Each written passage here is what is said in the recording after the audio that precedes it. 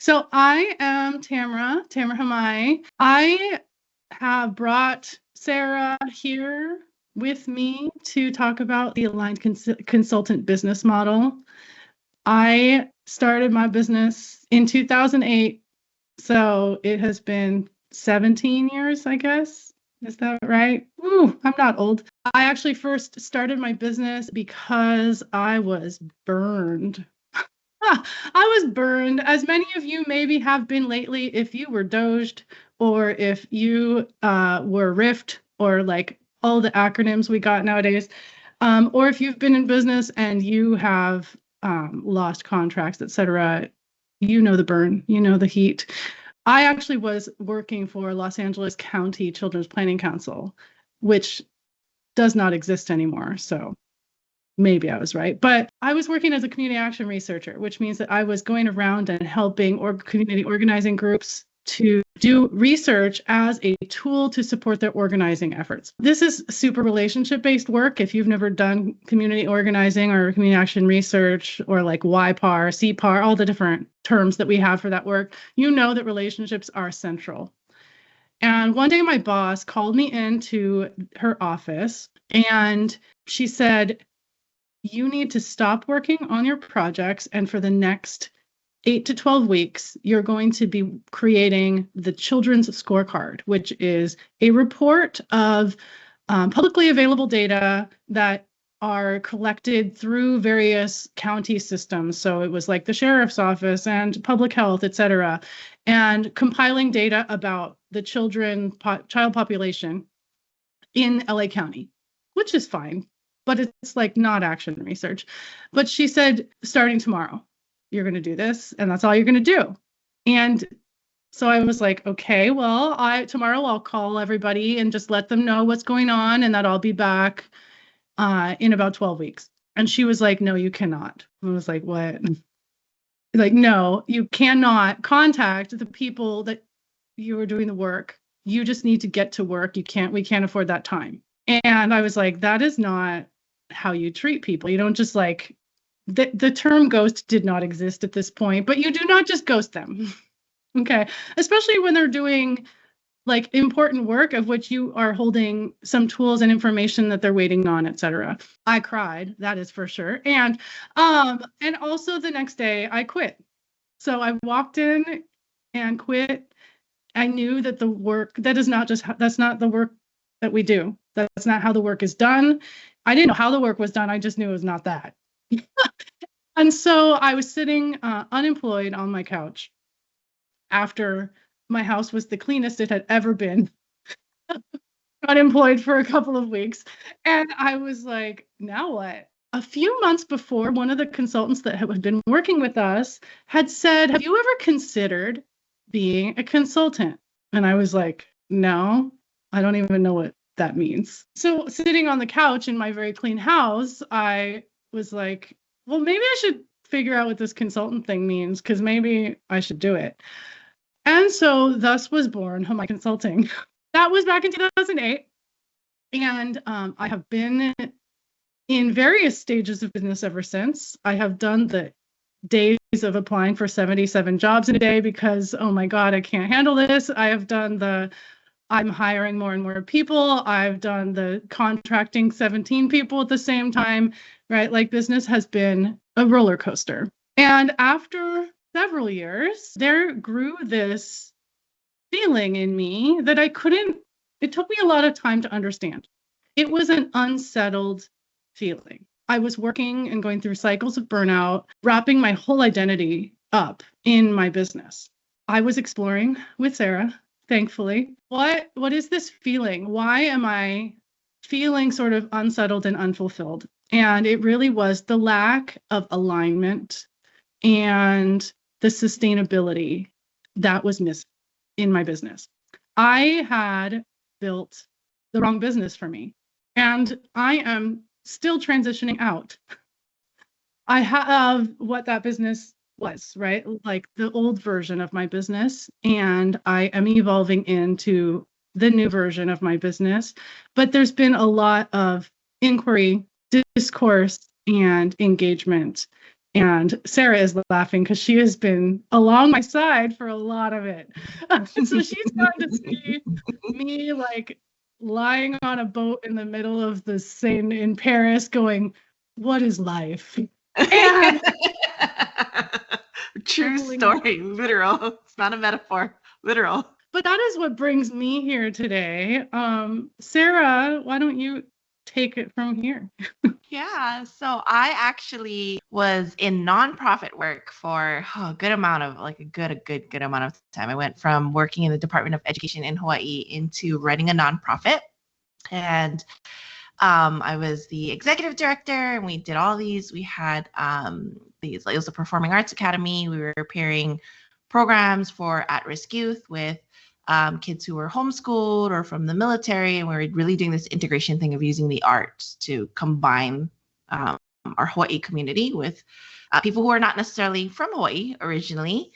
And somewhere along the way that the board went and the leadership evolved, we got really, really far from what our original mission was. And I was always the voice in the room trying to rally the project back to the impact that we wanted to make. And it got to a point where I was just like, I can't in good conscience stay here. We're not doing the work that I signed up for, that I feel like we're supposed to be doing. We have harmed, in my point of view, we have actually harmed some of the programming and the way that we're doing it. It's not aligned, and I just need to step down.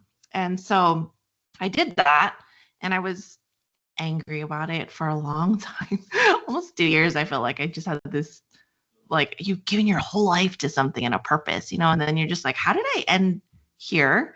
And so I ran as far as I could from that community-based work. I joined a branding and marketing company that was just getting started. And I started as an intern. And over the course of 8 years, I worked my way up from intern to COO. We took the company from 0 to 8 figures during that time. And I kind of became this, I went from knowing nothing about business, and I knew some things about business, but nothing about like marketing and messaging and offers and sales, nothing. That was so foreign to me because I had just been so full in community service, to mastering a lot of it. And, finding myself at the end of that road going, I really tried to run far from the roots of where I wanted to be present in more impact-driven, values-driven work.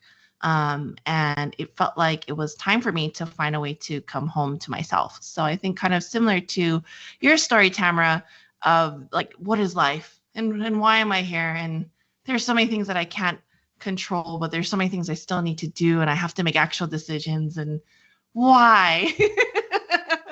But I think that that's a lot of the journey that has caused our paths to cross, and also that have led us all to this very moment right now in this workshop. So I'm excited. I mean, really, both of our stories, I think, intertwine in this search and exploration for the balancing of like work that fulfills us and is meaningful and allows us to like personally, like, not just survive, but thrive. But surviving is first. Surviving and then thriving. So far in life, how are you balancing meaningful work and your personal well-being? Or how are you trying? Like, if you have never really been able to succeed, it took me a lot of years to do it sometimes. I know for me, what personal well-being even means and what brings it changes over time. And what's meaningful work changes over time, right? Like, as you learn, you evolve and those things move. So even the foundation upon which it's built will change. I'm seeing a lot of kind of common themes in what you all are saying, right? Of like, you're trying to schedule time and you're having cycles of checking in with yourself, or you're not doing any of this and you just know you need to do it. But there is that underlying question, right? Of like, how do we design a business that won't burn us out, that won't tear us down, that won't just slowly kill us? That was not a question I started out asking when I was just starting my business. And I definitely designed the business that slowly killed me. And so if you are just considering consulting, or if you are early in your business, and you are thinking about this question, like, good for you. Like, I wish I was as smart as you, because man, a lot of pain would have potentially been avoided. Over the years of working with organizations, both for-profit and nonprofit and public agencies of all different sizes, right? Like, there is sort of a traditional way of thinking about business, and there's the way that, like, I've seen over and over again has worked for building a thriving business. So not necessarily, like, putting aside right now the alignment and sustainability, just thinking about successful business, successful organization. This is the model that I approach organizations with when we're doing our work. And first, we have our mission, right? So our mission is what you do, why you do it. So when it comes to a consulting business or a service business like ours, what you do and why is like who you serve. So who's the target market, the people that you market to, what is the pain or the problem that they're experiencing, and how does your service or offering solve that pain or problem? And once you have defined like who you serve, what pain you solve, and how you solve it, then your method is how you do it. So this is the service delivery, this is your operations, it's who you hire and your team and your management, it's the processes behind it. So it is what you're doing day to day, it's the quantity of your productivity and the quality of the work that you're doing. That all goes into method. And then message is talking about what you do and how you serve. So marketing to people in your target market so that they become aware that you exist, you nurture those relationships or leads, and you convert those leads into sales. This is all the model that works for a business perspective. That's just like the traditional way of talking about it, but within my sustainable impact model framework. The issue here is that with our businesses in evaluation or nonprofit consulting, what I've seen many times with y'all and with others that are in this work is that we often are designing custom services for every client based on what the client's asking for, particularly if you are someone who responds to RFPs. But even if you are not, the client comes to you and says, this is what I want to hire someone for. And you say, oh, this is what I can do of that. And you create a custom scope of work that is different for each client. And so then when you look across, like if you have 3 or 4 clients, when you look across those clients, you're giving each of them something different.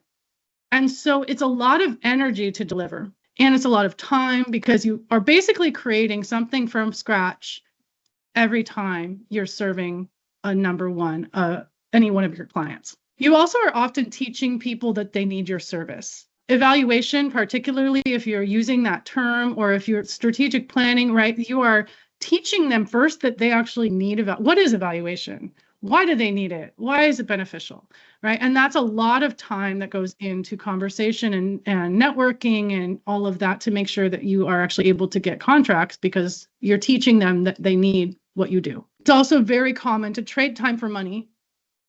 So like having billable rates, working by the hour. Even when you have a fixed rate deliverable, you budgeted it based on how much time and resources it takes to create that deliverable. And so you're still working really based on a cost per hour.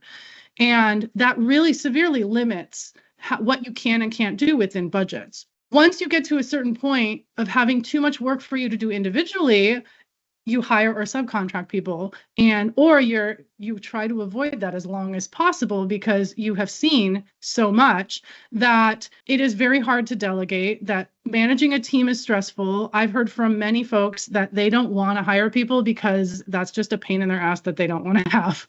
And then those who do hire, as their business grows, they just keep hiring.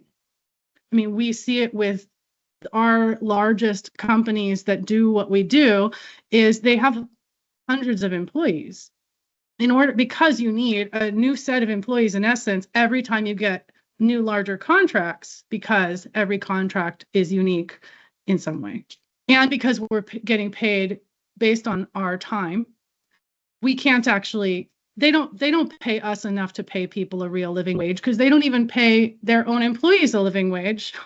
So we end up being in conflict with with ourselves often because we're paying what is less than a living wage for not only ourselves, but also our team members. If we have a team, let's not even pretend like we've thought about insurance and benefits.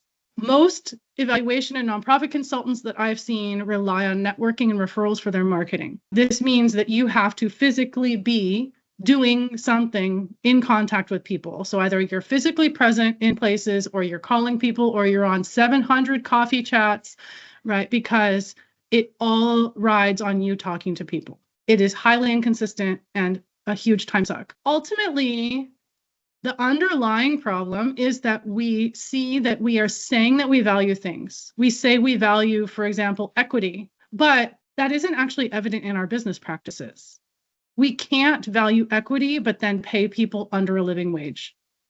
It's just not congruent. This is fundamentally why, first, I've been driven to go through this inquiry and change my business over time. And I'm constantly going through new cycles of trying to strengthen and improve how I live out my values in my business. But also why I think it's necessary to have this type of conversation today of like, how are we in general thinking about our businesses and designing them so that we can not be like this? So a little bit of context of what you see here.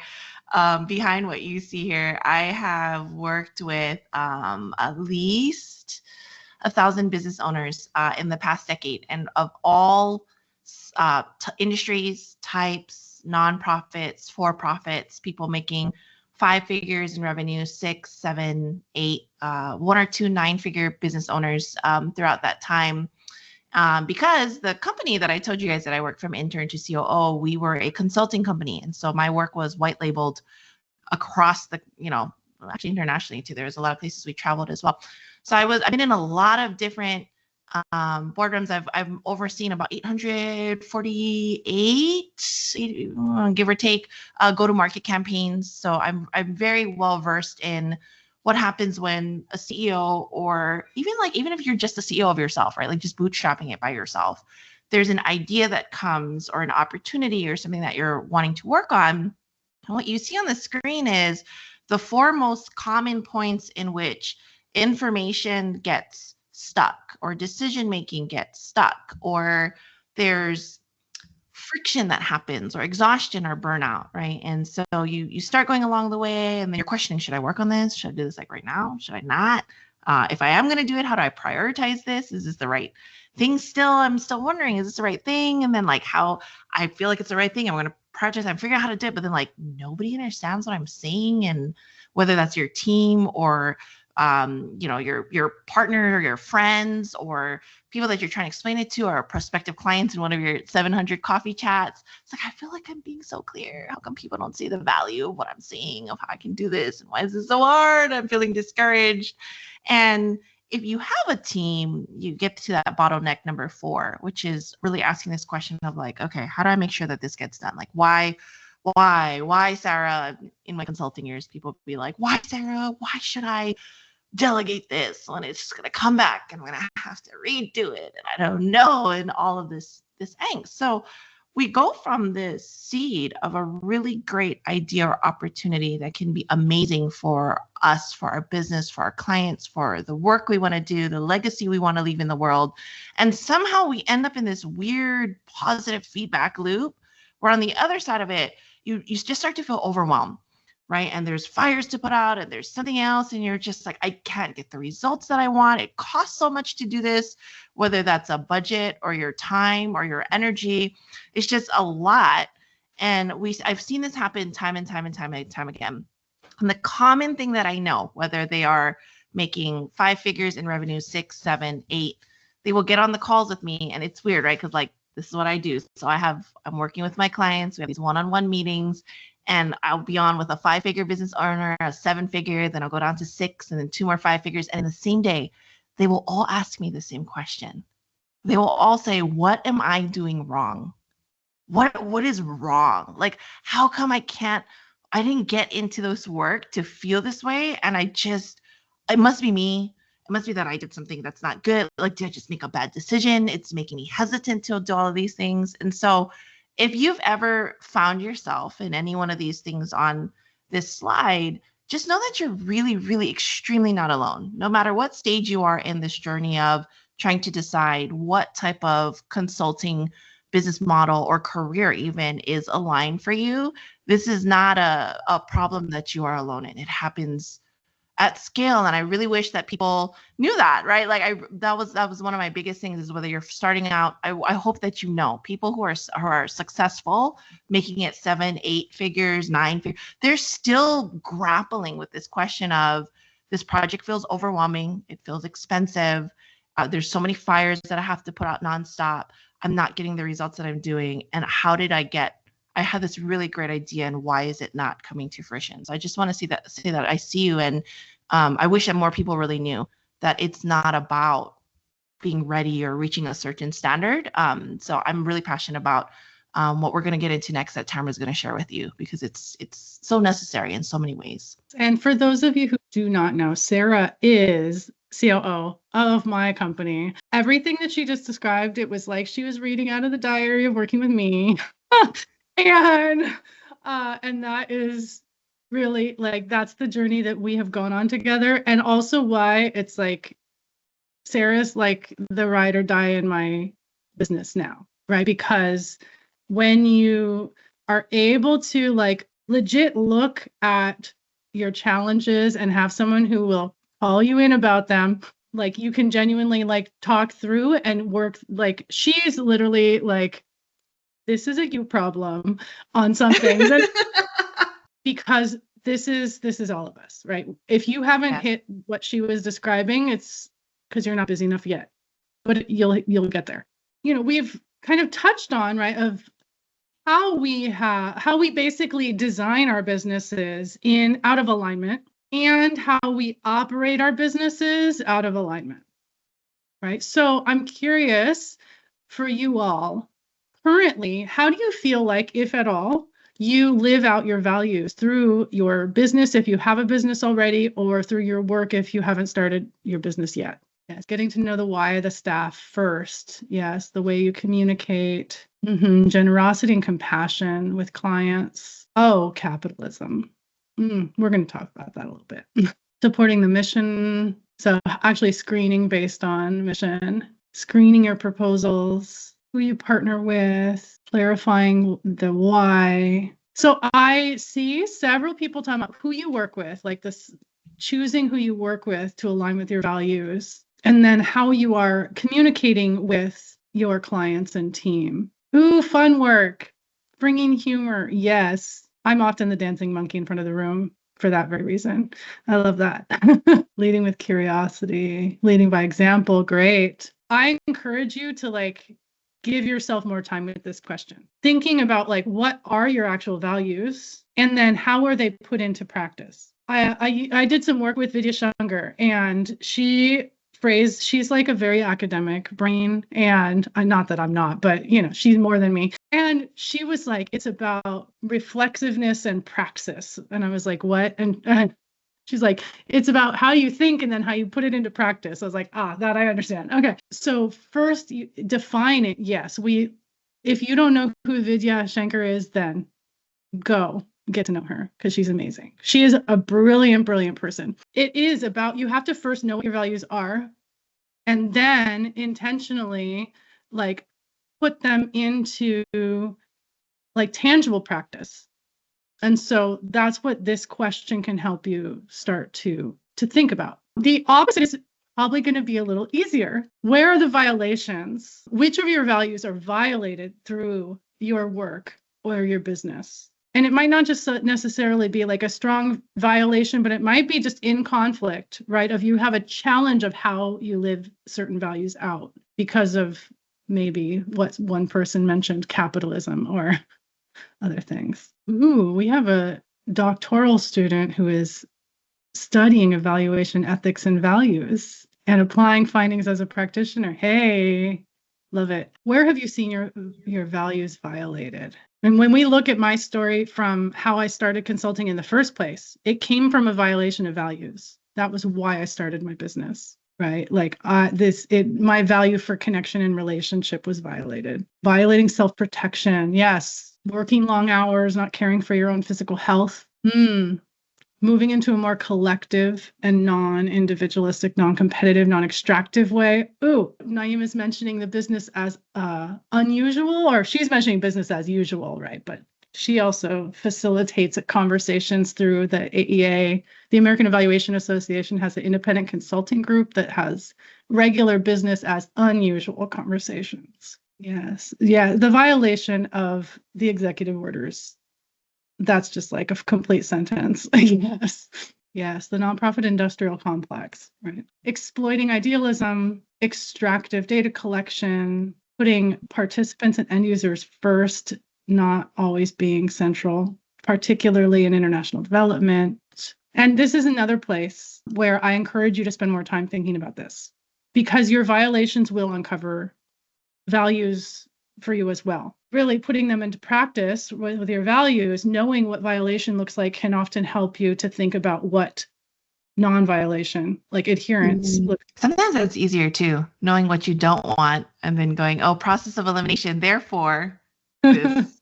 Yeah. So here, like what we've been really thinking about, what I've been grappling with is like, can you actually be liberatory and can you be an abolitionist and be a business owner at the same time? I'm not going to pretend like I have the answer. Okay. So just start there. This is not answer session, but it is a question that I grapple with regularly. It leads me into is it possible to have a values aligned business and not be poor, right? Like as someone else put it earlier in chat, right? Mm-hmm. And have to be a successful, thriving business, right? That sustains me and sustains my team and sustains my impact, right, in the world. I believe that the answer is yes, mostly. So I will just start by saying, like, capitalism is something that I cannot control. I cannot fully change it. And so in many ways, I am just complicit with capitalism. I want to be in discussion, and I am in discussion with people still regularly as to how to keep pushing that, right? Like keep pushing the boundary of capitalism. But I have just been trying to think about business differently. And the way that I approach thinking about it is informed by my Japanese heritage. So Sarah and I, Japanese folks, yay. I got a little Italian imperialism in me too, but when we think about business, we often, at least in the United States, right, are coming from that capitalist Western philosophy when we're thinking about our business. And so as I've gone into exploring different ways to think about and build my business, I've used Japanese philosophy and mindsets to think about it differently. Sort of like in that karmic way, just by thinking differently, we can create a different future, right? Mm-hmm. Like our thoughts and our actions lead to changes and propensities for future. And so in order to affect my surroundings, I have to affect my internal and vice versa. So when I think about what an aligned and sustainable business feels like, I think of it as seijaku. Seijaku is a state of energized calm where you are free from the stress of daily life, but you are focused and capable of action. So you have this combination of tranquility and purpose in the midst of our chaotic world. You are at peace because you are balanced in understanding why and what you do. This is what I strive for. The word is seijaku. It's a Japanese word, which is probably why you're like, what? So this is what I think of when I think of a balanced, sustainable, and aligned business, right? That's the feeling that I will have in my aligned and sustainable business. This comes from alignment with my values. The values that I have for my business, which are very much tied and overlapping with my general human values. First is social justice. So addressing systemic inequities, centering the edges so that we are focusing on the people who are ignored and silenced and oppressed. And mutuality, recognizing and embracing the mutual dependence of every single person on this planet, because we are one, we are better together than we are alone, and centering shared knowledge and centering shared ownership and centering shared action through relationship is going to always be more productive and better than individuality or productivity for product's sake. Integrity. So always being actively honest with what we do, how we do it, and why we do it, even if it's not what we originally expected or how we want. Like, I own that I've not always been in alignment with my own values, and even when I'm trying to be. Adaptability of using methods that are emergent and allow for subtle change and drastic change over time, that allow for and embrace innovation and experimentation, so that we are testing and trialing things and allowing ideas to be emerged and explored. And liberation.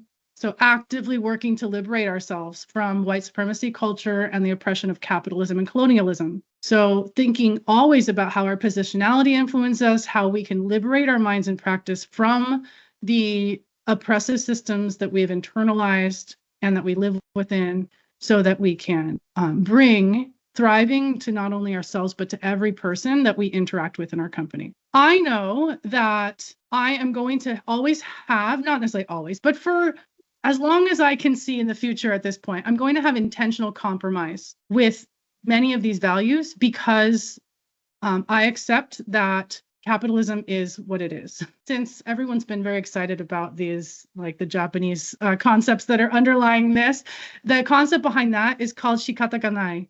And what that phrase means is accepting things you cannot change.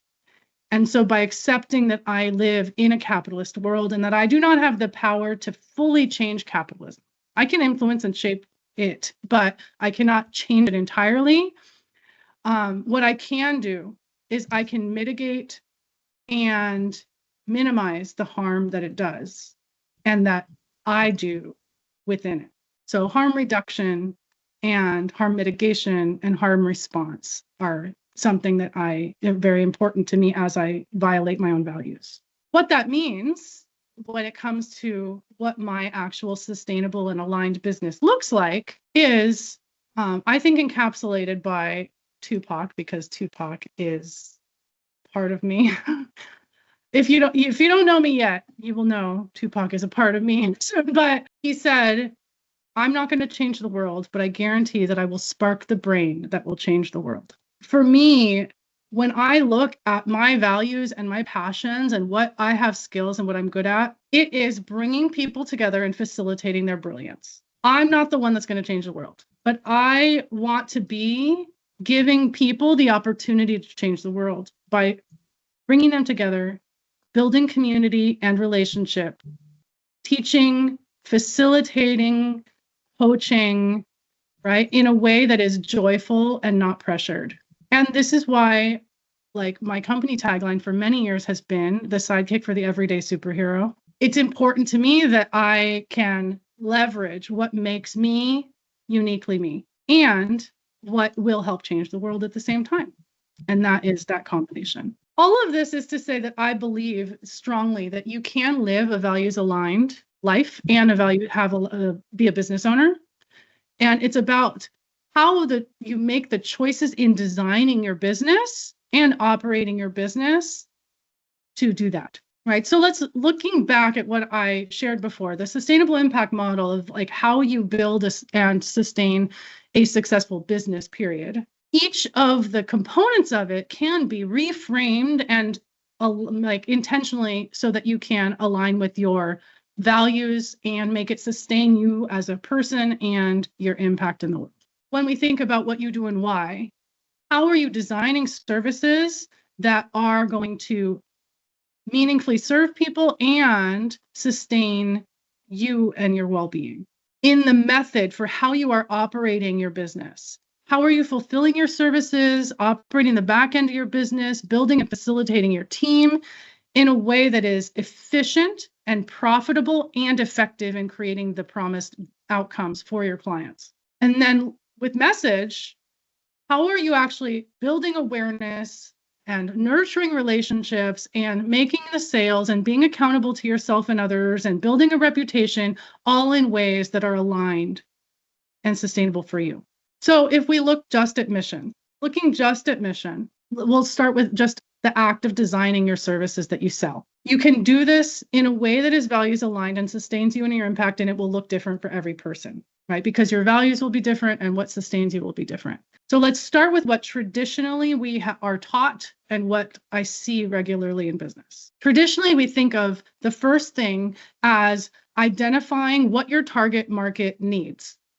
So who are you aiming to sell to? What are the pain points or problems that they're experiencing, and then choosing one of those pains or problems that you personally can solve.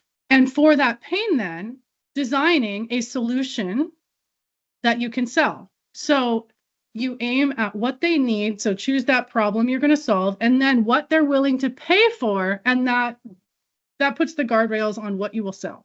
The problem here is that first, we're only focusing on problems and pains, which ignores so many things about humanity. But we also are guessing often about what those problems are and what the solutions are. We see this with our nonprofit and client folks as well, right? Where they are guessing at the solution to their problem as well. And we do it too in our business. We are guessing that evaluation, we are guessing that strategic planning, we're guessing that whatever we're doing is relevant to them.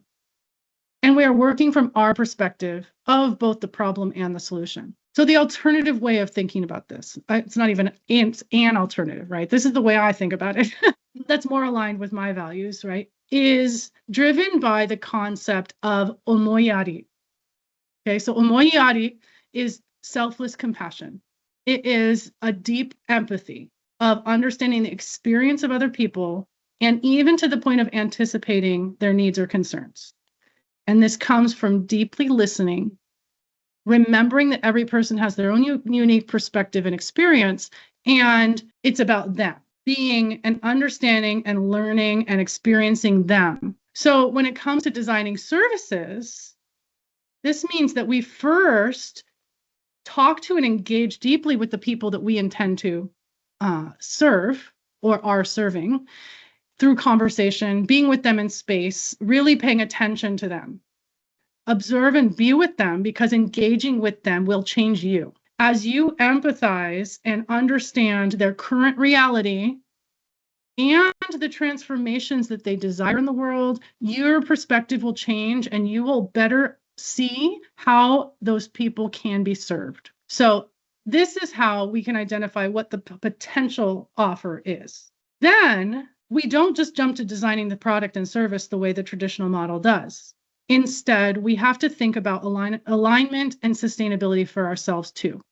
And so this is where I think of Ikigai. This is a concept that you may have heard of before.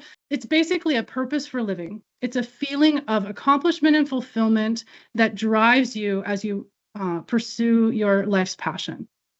And so activities that generate Ikigai they're things that are not forced. They come naturally. They're basically an expression of inner self. And it's in essence like the meaning of life, or what makes life worth living. And for that, it doesn't come from other people entirely, right? It comes from yourself as well. Reframing how we think about business, thinking about Ikigai, first we have to acknowledge that the way that many of you, if you've heard of Ikigai before, have heard about it is probably tainted by Western philosophy. So a lot of Western business owners and people talk about Ikigai, and this is how they talk about it. They talk about it as what the world needs combined with what they will pay for, which is what we already talked about, but then adding on what you love doing and what you're good at. I change it a bit. When I think about it more from a body-mind unity. Instead of it being about us and them, it is about acknowledging that our mind and body can't be separated. The mind leads the body and the body leads the mind, and together we're really aiming to increase the unity of mind and body. The best way that I can explain it is actually through an analogy from Yuasa, who explains that mind-body unity is like a piano player, a pianist, right? So when the mind is leading the body, that's when you're memorizing the keys, right? You're studying and your mind is thinking about playing the piano. The body is when you're basically, the fingers are learning where the keys are and the fingers know where the keys are. So once your fingers know where the keys are and it's not intruding on your thinking, that's when you can leave the mind to concentrate more fully on the music itself. And as you actually have the two circles merged into one and it's holistic, that's when you really can be creative and have insight. The point where the music is coming, it's flowing from you without the thought, right? Because you have such proficiency in the skill of playing the piano that you're able to fully express yourself freely. So in business, simplifying this quite a bit, right? Your mind is what you know and have expertise in and what you're skillful with. This is the stuff you've studied in school. It's the stuff that you've read in books. It's the stuff that you've put into practice that way. To the level of proficiency that it's super easy. Like there are some things that you know how to do so well because you've done them so many times and you've studied it so deeply that you don't have to think about it when you do it anymore. Or it's just, you think a little bit, right? It's super easy for you. There might be things that you're really good at that still require a lot of effort and energy. And that's not what I'm talking about. It's not just what you're good at. It's about the stuff that you're so good at it that it is easy. And then from the body perspective, it's about somatically and emotionally how you feel. The things that bring you joy, whether they're big or small, and the things that energize you. The unity between this is what is easy for you and what brings you joy and energy. And that is how you emerge, how you can serve from a place of alignment and sustaining yourself over time. So when we bring all of that together, you can experience Ikigai through your business by combining how people can be served with how you can serve. How is that? What does that bring up for you? I'm not saying this is the answer, but this is what's been really valuable for me thinking about business in a really different way. So a few people it's resonating with. It's okay if the rest of you are just confused over there. I've kind of talked about from a design of your business standpoint, right? Like, how do we design offers or services? How do we even define what we sell in a way that's going to set us up to sustain us, to align with our values? And so from the operational standpoint, the method standpoint, I pass it over to Sarah. Thanks. I love it. And I see some people saying, like perpetual flow state is what I saw in the chat. I love that, the point of view and that framing there. And I agree that, kind of what we were talking about earlier, that it's an ongoing iterative process. But I think it answers the question. It's like, can we really be in alignment with what we want, but not be poor in business, in a place, in a world, in a system, a capitalistic system where we don't have full control? How do we still have all of the things that we're operating in that align for us? Can it be done? So I just want to put a period on that question. It can be done. I've seen it. Tamara and I have helped many, many people do this time and time again. And it's not a cookie cutter. This Ikigai conversation is so great because it's not like, I don't know if you've ever seen courses online where they're like, just do this one thing and you will get to double your revenue in 2 weeks, or, all that kind of stuff that's out there. This one social media trick will make you go viral and you'll never have to look for work again. All those things that exist out there. This philosophy that we're talking about around the aligned consultant business model itself is about really finding what that centering is for yourself. And while you're doing that, and you're going as spiritual as deeper if you want to, or if you're like, well, that was a lot and I need something more practical, and you're not wanting to go as deep, whatever is true for you. One of the ways that we do this is by having sustainable operations. And so there's two sides of the ways when I think about operations and systems. I think about the system that organizes your business, who you are, the way you process it, the way you see it. Some of the things that maybe we've been reflecting on in the chat to this point. A lot of that is clarity for self and understanding and the self-awareness and getting our ducks in a row, whatever that might mean to you, but really being able to name things very clearly of this is what it is and where it goes and how that feels for me in this space that I'm designing. And on the other side of that, there are systems that, this graphic is wrong. My apologies. It should say systems that actualize your ideas. So it's the systems that really bring your ideas to life.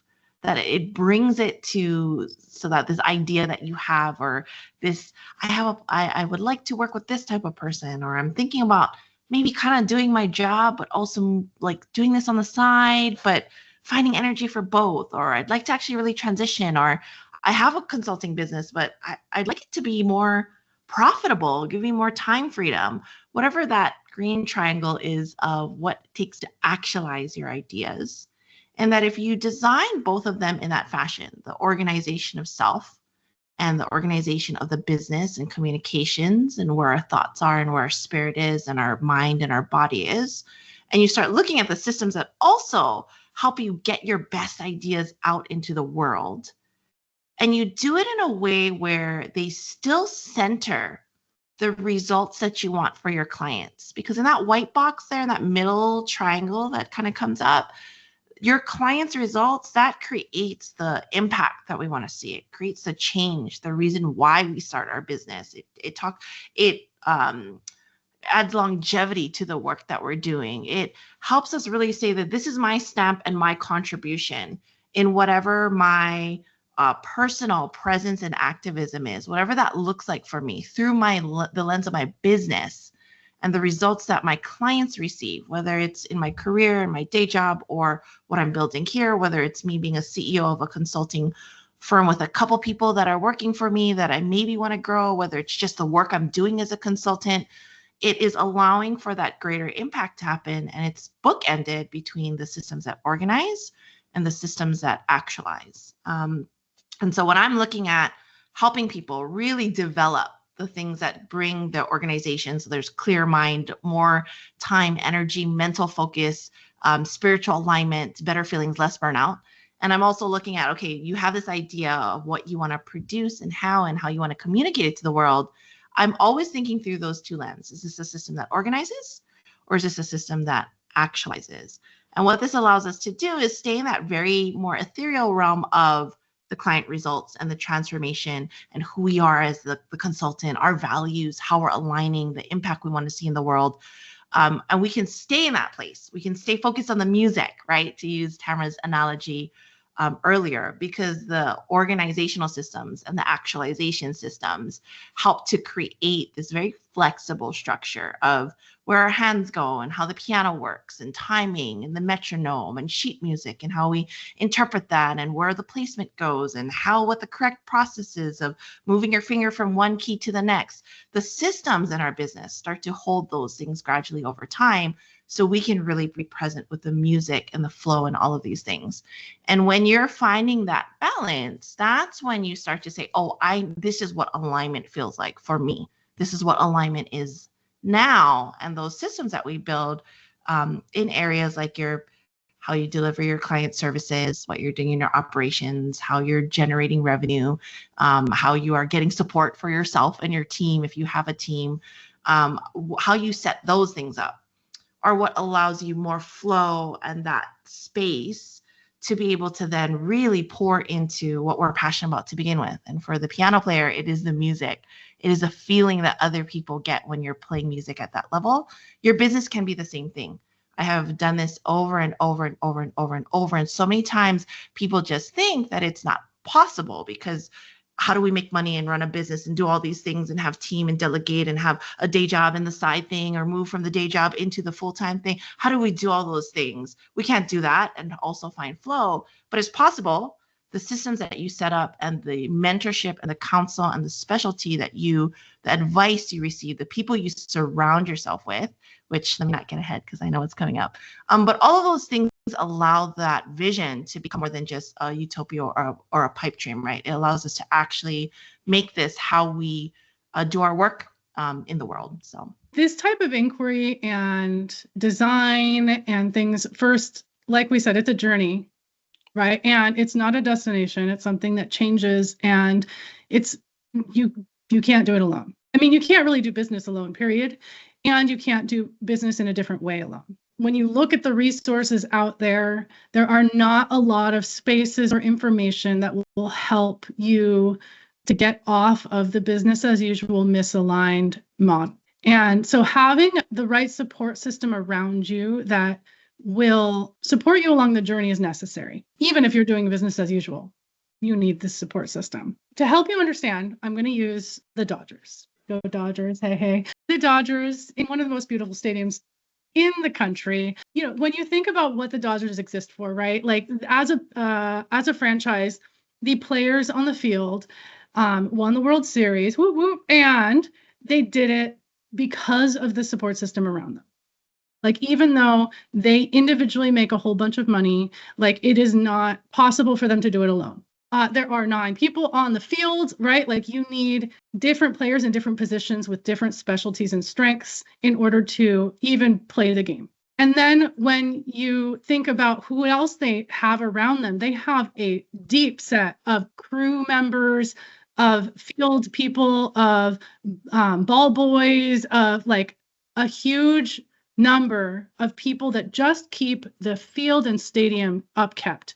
If this ground crew doesn't do their job or isn't there, then they're going to trip on the clay. They're not going to be able to steal a base. They're not, maybe it won't even have a base. Okay. Like they won't have the bats. They won't have the bucket of bats. They won't have the balls, etc. They also are surrounded by guidance and advice. They have coaches of all different types. So they have the first base coach, the third base coach, they have pitching coaches, they have the closing pitching coach, they have so many specialized coaches, and they also have a general manager that oversees the big picture of all the coaches together. And from my perspective, one of the important groups are the fans. Woo! Because we the fans are the people that put the energy in the stadium. We are the people that support and cheerlead so that you have the inspiration, right? They perform better on the field when the fans are on their side. When we think about what this means for us in business, right? Our support system, do we have this comprehensive and diverse set of people around us? There is no one who is exempt from needing this kind of support, small or large, in business. Right? These various supports, most of us don't have them all. We leave some out, especially when we're starting early. We need them, but we don't know the people, we can't find them, or we can't afford them. The reason we need this is first, compassion and camaraderie, especially now. Like when you're in really stressful times, you need someone who just gets it. You don't have to explain yourself. When you say, oh my God, my industry just got doged, like people will understand. You also need collaboration. I saw it in chat, a great example of talk about collaboration. My ikigai is not report writing. Yours is. Collaboration is how we actually create a system, a network of people so that we can serve how people want to be served that doesn't push us out of how we can serve. So it's collaborating so that we can better serve the people that we are serving. Generative discourse comes from being in space that is intentional and caring and trusted and thoughtful so that we can generate ideas that we could not generate alone. The inspiration and motivation that comes from being with people that are at different points in the roller coaster. I actually was just in a meeting with a group of leaders in the county here, and one of them told me, like, I'm feeling so down. I don't think my work is important given what's going on in the world right now. I was coming off my Beyonce high of seeing Beyonce. And so I was like Miss Optimism. And I just like got into a conversation about what her work was. And, and she left the conversation like, oh my God, you just opened this window of hope for me. She saw how the work she did connected to meaningful things, right? And that's what's important about being in space with people, right? Is they can be the people to inspire and bring you up when you need it, and vice versa.